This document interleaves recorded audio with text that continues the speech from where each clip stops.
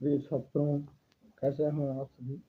उम्मीद करता हूँ बहुत बेहतरीन होंगे। तो देखिए, आज हम स्टार्ट करेंगे चैप्टर नंबर आपका 2, जो कि आव्यूह है।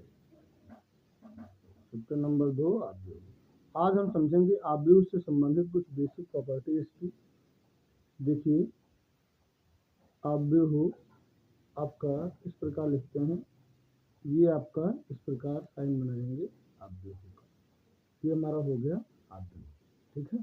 अब देखें यहाँ से, ये हमारा होता है, ये मान लो 11 लिखा, ऐसे ही हो जाएगा ए 12, ए 13। इसके बाद में इसको लिखेंगे ए 21, ए 22, ए 23 और ए 31, ए 32, ए 33, ठीक है। अब देखो यहाँ ये जो लाइन होती है पड़ी ना, ये जो क्षैतिज लाइनें हैं, ये वाली, ये वाली, ये वाली, इसे हम बोलते हैं रो। क्या बोलेंगे इसे हम बोलेंगे रो। देखिए, इसे हम क्या बोलते हैं, क्षैतिज लाइनों को बोलते हैं रो। इसको हिंदी में कहते हैं पंक्तियाँ। तो देखो, ये हमारी क्या है, पहली पंक्ति है, तो इसको हम डिनोट कर सकते हैं R1 से। ये हमारी दूसरी पंक्ति, तो इसको हम डिनोट करते हैं R2 से। ये तीसरी पंक्ति है, तो ये क्या हो जाएगा हमारा R3। यानी पहली रो, दूसरी रो, तीसरी रो। या इसको हिंदी में कहें हम, पहली पंक्ति ये है, दूसरी पंक्ति ये है, तीसरी पंक्ति ये है, ठीक है। तो क्षैतिज को हम क्या बोलेंगे, पंक्तियाँ अर्थात रो। और जो ये खड़ी खड़ी लाइनें हैं अर्थात ऊर्ध्वाधर जो लाइनें हैं, इसे हम कहते हैं कॉलम। ये पहला कॉलम है, ये दूसरा कॉलम है, और ये हमारा तीसरा कॉलम हो जाएगा। इसे हम हिंदी में कहेंगे स्तंभ। क्या बोलते हैं इसको, स्तंभ कहते हैं भैया, या इंग्लिश में बोलेंगे तो कॉलम। क्या बोलेंगे इसको हम, कॉलम कहेंगे। तो इसे इंग्लिश में कहते हैं रो और हिंदी में कहते हैं पंक्ति, ठीक है, रो और पंक्ति, ठीक है। तो ये हमारा हो गया। अब देखो यहाँ लिखा है A11 का मतलब, देखो पहली रो पहला कॉलम, ये कहाँ पड़ रहा है, पहली रो में है देखो, और पहले कॉलम में है। A11 का अर्थ क्या हो गया, पहला रो और पहला कॉलम। ऐसे देखो A22 का मतलब क्या होगा, देखिए ये हमारी दूसरी रो है, दूसरा कॉलम तो पड़ेगा, तो दूसरी रो है, यही हमारा दूसरा कॉलम है।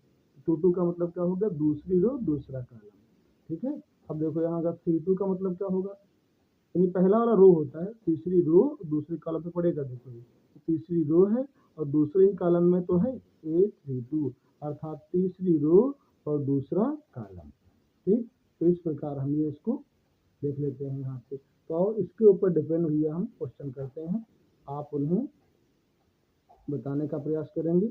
अगर कोई आपको डाउट होता है तो आप बिल्कुल बताएंगे हमें कि हमें यहाँ पे डाउट है, आप कमेंट कीजिए और आपको उसका रिप्लाई मिलेगा, ठीक है।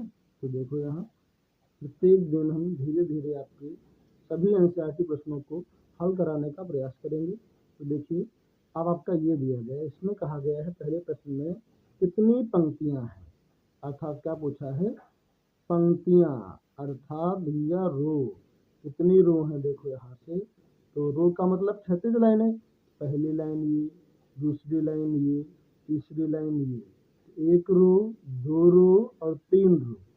रो का मतलब पंक्ति, कितनी हो गई, तीन पंक्तियां हैं, तो लिख देंगे यहाँ से 3। इसका दूसरा प्रश्न अगर हम करें आपसे कि कितने स्तंभ हैं, कितने स्तंभ हैं, स्तंभ का मतलब कॉलम, कितने कॉलम हो, ये देखो यहाँ से ऊपर से कितने कॉलम होंगे।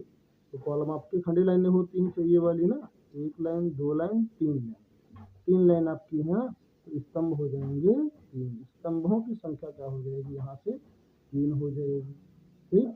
अब अगर आपसे ये कहा जाए कि इसका क्रम क्या है, क्या निकालेंगे भैया, क्रम। तीसरा सवाल हमारा है यहाँ से, इसमें क्रम क्या है। तो देखो क्रम को हम कैसे लिखते हैं, रो इंटू कॉलम। तो रो कितनी है, 1 2 3, 3 रो हो गई, इंटू लिखेंगे कॉलम कितने हैं, 1 2 3, 3। तो ये 3 क्रॉस 3 क्रम का एक आव्यूह है।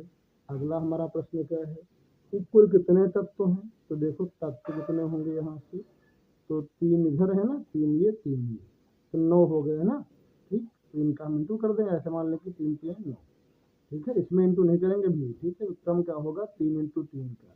तो इस प्रकार हमारा बेसिक सा सवाल हो गया। अब इसी प्रकार आपके सभी एनसीईआरटी प्रश्नों का आपको सोल्यूशन मिलेगा।